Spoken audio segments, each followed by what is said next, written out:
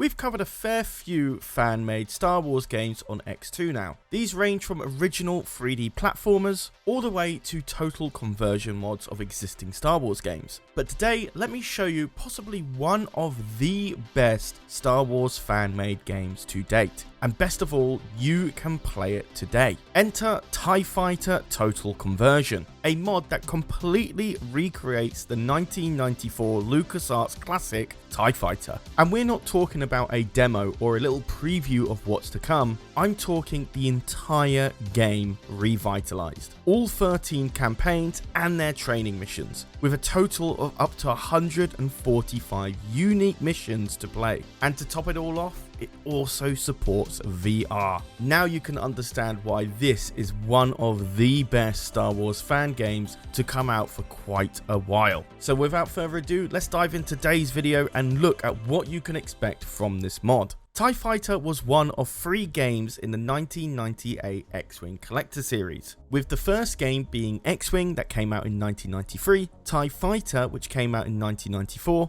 and then X-Wing vs TIE Fighter in 1997. Now we have seen a total conversion of X-Wing vs TIE Fighter, which is called X-Wing Alliance Upgrade, but TIE Fighter Total Conversion does the exact same thing but for the game TIE Fighter. It was developed by somebody under the alias Angel, and he's been roughly working with this with a team as far back as August of 2019. Almost 2 years later, he's completely overhauled the game and released it no more than about a week or two after releasing this video. The game completely remakes all of the classic campaigns and tutorials, which is about 104 missions in themselves, as well as a whole new selection of reimagined campaign missions, which totals to up to 145 unique missions for you to play. It supports a wide range of PC focused VR headsets as well, and what better to also include HOTAS support with it. Alongside that is a completely remastered soundtrack, but for those purists out there, you can choose to have the original MIDI soundtrack as well. And honestly, one of the most interesting aspects about this game for me is that the fact that Angel, the developer on the game, has released a slew of highly detailed, really well edited videos of his progress working on the game. These cover the behind the scenes of creating the classic campaigns, which goes over the hurdles he had to go through when creating these missions. One really interesting aspect that he went over was that the fact that all medium starships had the same hull and shield values, no matter the weight or size that ship was. This became quite troublesome for him when rebalancing the game to make it a lot more friendlier to players. And he also mentions that the X-Wing Alliance Upgrade team had this same problem as well. Alongside that, he has other behind the scene videos of him going over the reimagined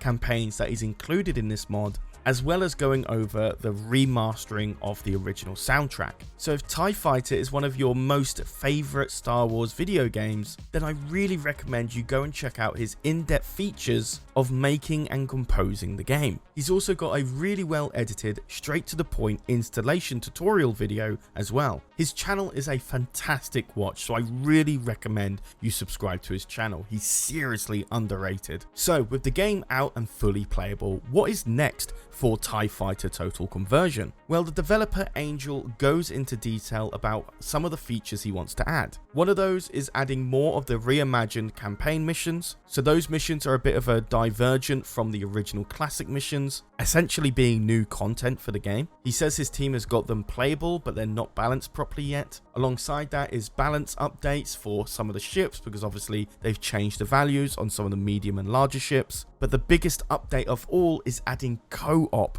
to the game itself. Now, the original 1994 TIE Fighter did not have co-op, so this adds a completely new way to play one of your favorite Star Wars games. They say they've got the code working and multiplayer is functional. They just have to go through 145 missions to balance them appropriately for 2 or more players. So all of these updates to come are extremely impressive, and the mod has only just come out a week ago. But the biggest elephant in the room for many people is, what do the official developers think of this mod? Anytime we cover a fan-made game on the channel, a lot of the common responses are, why are you giving a spotlight to this game when it only increases the risk of them being cease and desist? I've covered this in a previous video and I don't really believe this is true. The only time EA, or Disney for that matter, have ever cracked down on fan-made Star Wars games, when it was clearly competing with an existing Star Wars product. The Battlefront 3 restoration project was one of those examples, being a competitor to the existing Battlefront 2 Classic and even EA's 2017 version. The Knights of the Old Republic remake is another perfect reason as well, and we've covered that quite recently on the channel too. So if you're interested in the real reason why that game got cancelled, I'll leave that video in an info card in the top right now or in the pinned comment down below. But the difference with TIE Fighter is that it's not a standalone executable. The only way you can run this game is by having a legit copy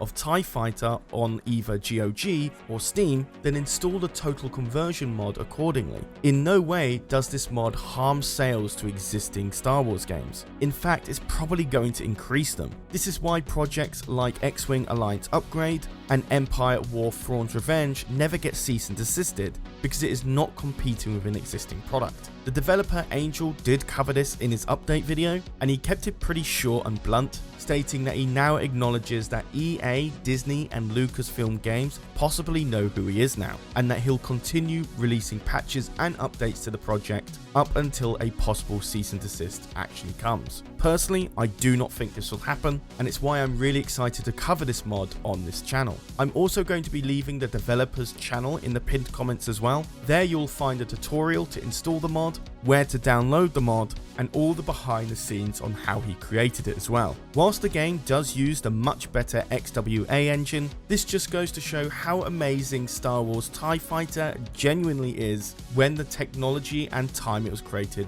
was not hindering it. When you take that and include extra missions, VR support, HOTAS support, and eventually tack on multiplayer thereafter, makes me confident in saying that this is one of the best Star Wars fan-made games out there. So whether you are a huge fan of Star Wars Squadrons that released last year, or you are a big fan of the classics back in the 90s, I highly recommend you pick up this mod and play it today. We'll likely do a playthrough of this game on the channel. Ek did play through the X-Wing Alliance Upgrade mod on this channel, so if you want to check out his gameplay of that mod, I'll leave that in the top right corner info card for you to watch. Besides that guys, I've been Charlie, you've been watching EcksToo, and I'll see you in the next video. Take care guys.